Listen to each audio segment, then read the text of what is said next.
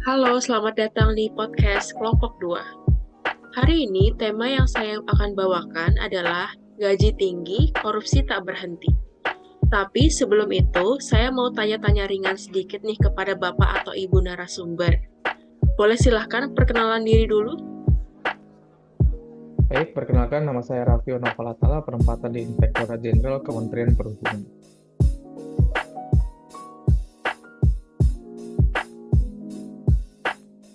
Perkenalkan, nama saya Nisa Baby Kalista, penempatan Poltek Bank Palembang. Perkenalkan, nama saya Nufauzi Asri, penempatan KSAP Kelas 2 Tanjung Beton. Perkenalkan, nama saya Diustina Pratiwi, penempatan di BPTD 19, Sulawesi Selatan, Sulawesi Barat. Nah, tapi sebelum itu, saya penasaran nih, apakah Bapak atau Ibu pernah mengoleksi barang mewah? Misal untuk Ibu, tas mahal, atau Bapak mungkin kendaraan yang dengan harga miliaran?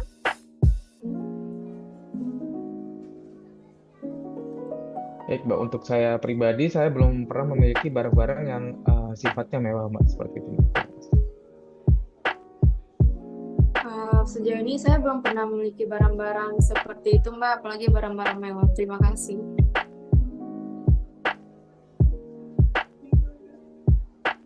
Saya juga belum punya barang-barang mewah, Mbak.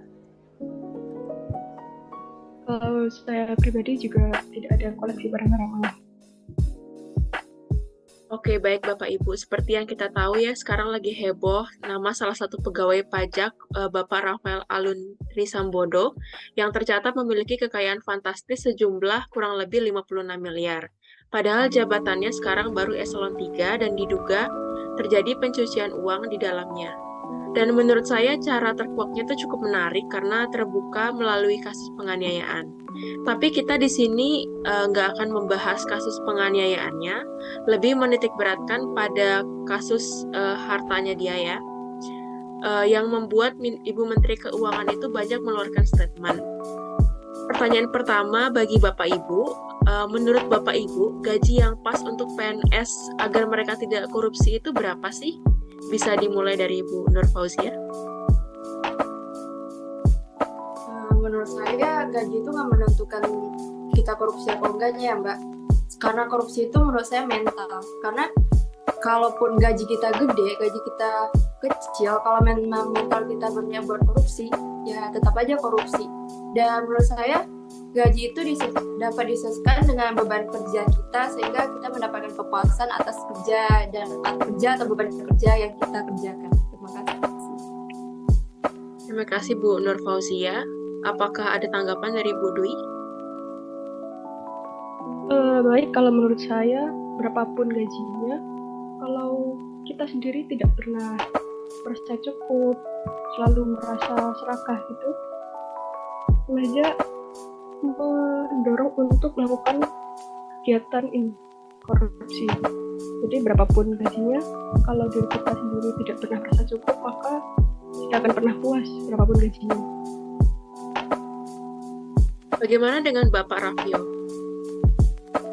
Kalau menurut saya, menghubungkan dengan yang disampaikan dengan Bu Dwi dan Bu Nur Fauzia, hal itu bisa juga mungkin disebabkan dari gaya hidup yang dianut.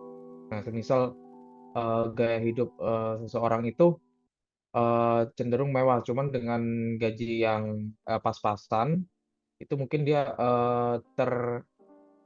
tertrigger untuk melakukan tindakan korupsi seperti itu. Seperti itu, Ibu.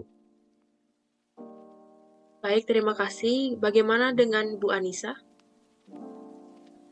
Menurut saya, kalau gaji yang pas untuk PNS itu kembali lagi sesuai dengan gaya hidup kita. Kalau menurut saya, jika gaya hidup kita merasa bersyukur, dan itu selalu harusnya cukup sih, Mbak. Baik, terima kasih tanggapannya Bapak dan Ibu.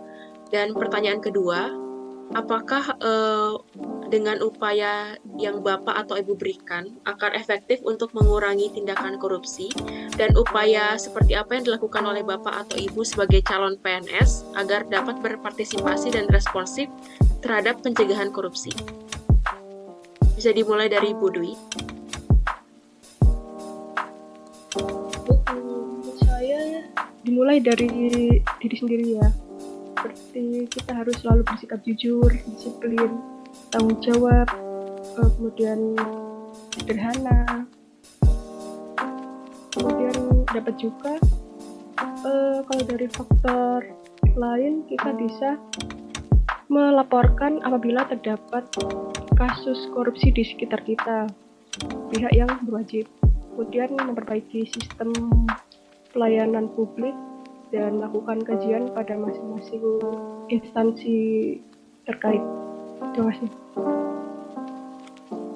Adakah tanggapan dari Bapak Raffio? Menanggapi yang disampaikan Bu Dwi, mungkin yang harus dimulai dari sendiri itu juga bisa menanamkan integritas dalam diri sendiri, di mana penerapan ini tuh berdampak kepada pada masa yang akan datang atau berjangka panjang, bukan yang pendek. Nah, kenapa hal ini bersifat yang berjangka panjang? Mungkin kita ambil contoh itu pada saat ini itu mungkin yang banyak melakukan tindakan korupsi itu mungkin generasi yang sudah lama-lama. Nah, dengan generasi kita yang menerapkan integritas secara benar dalam diri kita sendiri itu, maka pada saat generasi yang saat ini menjabat itu di masa depan sudah tidak menjabat, nah itu maka akan tergantikan oleh generasi yang memiliki integritas yang tinggi seperti itu, Mbak. Terima kasih. Baik, terima kasih tanggapannya Bapak Raffio. Bagaimana dengan Ibu Anissa? Oke, baik Mbak. Menurut saya, yang pertama wajib kita lakuin itu adalah membekali diri kita dengan pengetahuan-pengetahuan yang memberikan kita insight bahwa perilaku korupsi itu merupakan tindakan yang merugikan. Lalu selanjutnya, korupsi seharusnya dipahami bukan hanya tentang sekitar pejabat publik, penyalahgunaan wewenang, kerugian uang negara, dan pelanggaran hukum, tetapi juga gimana perilaku individu dapat berdampak pada munculnya korupsi. Perilaku koruptif yang menjadi perilaku keseharian akan berpotensi menguatkan munculnya korupsi di masa yang akan datang. Dalam banyak hal lain, koruptor adalah orang yang tidak puas akan keadaan dirinya. Baik, terima kasih jawabannya Bu Anissa. Bagaimana dengan Bu Nur Fauzia? Menurut saya, selain introspeksi diri dan membekali kita dengan ilmu-ilmu tentang korupsi, juga memberikan efek jerah kepada oknum-oknum yang melakukan korupsi, juga kita lebih memaksimalkan tentang pelaporan pendapatan atau pelaporan aset dan kekayaan kepada pihak yang mempunyai kebijakan kekuasaan atas itu, sehingga kita bisa mengetahui pendapatan serta pengeluaran yang dilakukan oleh ASN di negara ini. Terima kasih. Baik, bagus sekali tanggapannya Bapak dan Ibu. Dan menurut Bapak dan Ibu, dari segala upaya yang telah dilakukan, adakah hambatan yang dapat Bapak atau Ibu rasakan jika melaksanakan pencegahan korupsi ini? Bisa dimulai dari Bapak Raffio. Menurut saya hambatannya itu selama ini kan banyak kasus korupsi itu yang menyeret instansi pemerintah. Nah, hal ini tuh membuat kepercayaan masyarakat menurun. Nah, untuk mengembalikan kepercayaan masyarakat itu bakal butuh recovery yang lama. Nah, selain itu juga ada hambatannya yang lain itu di mana dalam tanda kutip kerajaan korupsi yang telah mendarah daging di instansi pemerintah ini membuat hal ini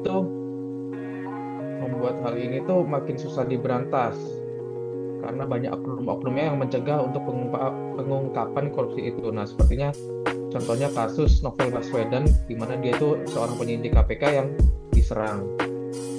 Seperti itu, Mbak. Terima kasih. Baik, terima kasih Bapak Raffio. Bagaimana dengan Bu Anissa? Baik Mbak, menurut saya ada dua hambatan ya. Hambatan yang pertama dari faktor internal yang sebagian besar dipengaruhi dari aspek moral, kekuatan iman, kejujuran, serta tumbuhnya rasa malu seseorang. Kemudian aspek perilaku seseorang, semisalnya gaya hidup yang konsumtif, tidak produktif, sampai aspek sosial yang mempengaruhi terbentuknya suatu individu dalam penangkapan pola pergaulan dari keluarga dan juga masyarakat sekitar. Lalu yang kedua yaitu faktor eksternal, yaitu adalah faktor yang didorong dari suatu individu seperti lingkungan, keadaan politik, hukum, dan keadaan ekonomi, serta banyak hal lainnya yang dapat memicu seseorang melakukan tindakan korupsi. Lalu setidaknya terdapat 5 klasifikasi aspek penyebab seseorang dapat melakukan tindakan korupsi, yaitu aspek sosial, politis, hukum, ekonomi, dan organisasi. Baik, bagus sekali tanggapannya Bu Anissa. Bagaimana dengan Bu Nur Fauzia? Baik Mbak, menurut saya hambatan yang kita hadapi itu adalah sifat dan sikap orang yang senang memanipulasi dan memutarbalikkan fakta, serta orang-orang yang melindungi di belakang para koruptor ini. Dan yang terakhir, pendapat dari Bu Dwi Iftina.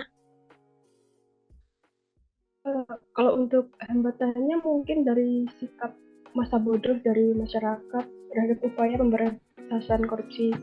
Kemudian karena rendahnya kualitas pelayanan publik, lalu rendahnya komitmen untuk menangani korupsi secara tegas dan tertib. Oke Bapak dan Ibu sekalian, setelah banyak berbincang tentang korupsi, cukup sampai di sini pertanyaan-pertanyaan yang membuat saya dan mungkin masyarakat penasaran. Jadi kesimpulan dari hasil podcast kali ini adalah kita sebagai calon ASN harus memiliki semangat dalam menyuarakan dan mengimplementasikan tentang pemberantasan korupsi di Indonesia. Karena kita merupakan salah satu pengontrol kebijakan tersebut agar tetap berpihak pada rakyat. Terima kasih atas jawaban-jawabannya narasumber Bapak dan Ibu sekalian. Sampai bertemu lagi di podcast selanjutnya. Terima kasih. Terima kasih, Mbak.